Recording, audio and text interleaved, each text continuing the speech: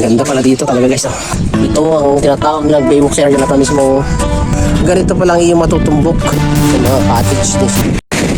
Guys, hindi ko so katakalain na dito pala mismo sa may area ng plaza ng San Fernando. Malapit na lang pala ang dagat dito.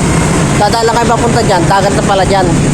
Sapagkat sa area mismo nitong city na to, itong mismong plaza, ay maglalakad lang papasok doon sa area na yon. Hindi ko gusto katakalain na malapit na pala ang dagat dito guys. Kaya tara, samahan nyo kami.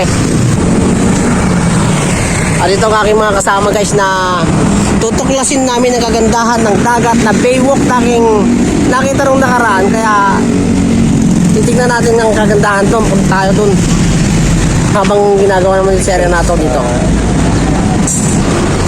Ito ang aming lalakarin guys. Okay, go back to brief nyo.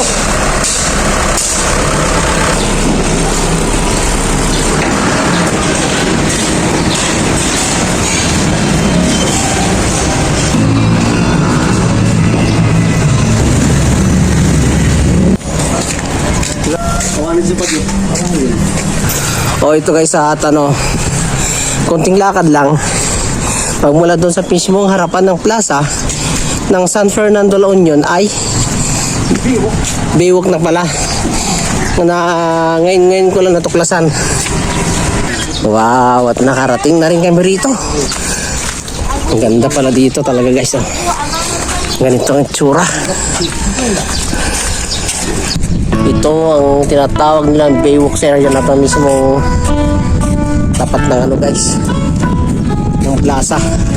Dumire-diretso lang kami mismo sa tapat ng plaza ng San Fernando. Ganito pa lang iyong matutumbok. Oh, yan ang ganda guys. Tingnan nyo naman. Wow, samantalang na kayo kasama nagsa-selfie. Samantalang nandito lang pala guys ang bagsakan ng tubig na galing sa mga highland. Dito pupunta na kung malakas ang ulan at tagbagyo, diretso sa dagat.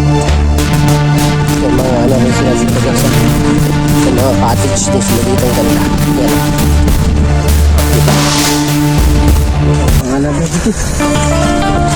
Diba? Bali pala guys, hindi pala pwedeng pumunta dyan sapagkat dyan na pala ang pier. Kaya bali hanggang dito na lang ang aming paglalakad dito na gusto namin tuklasin ang kagandahan ng lugar nitong dulo ng San Fernando na ito ng mismong city. At rin guys, hindi rin kayo mabuboring dito kapag kayo ay magnais pumunta dito sapagkat dito pa lang sa area nito bungad ng papuntang pier, bagamat bawal punta ron, ay meron ng bilihan ng merienda dito sa area na to.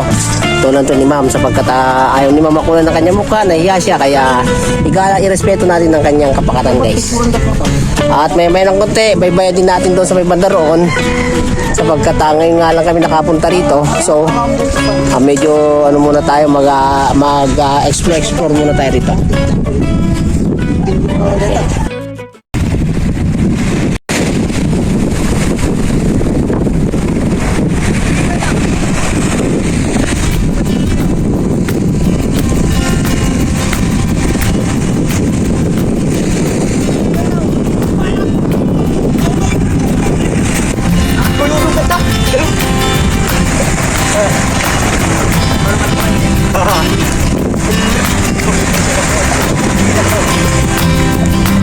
Ito naman aking mga kasama guys na napunta dito sa may tabi ng dagat na ito na kami nag-vlog dito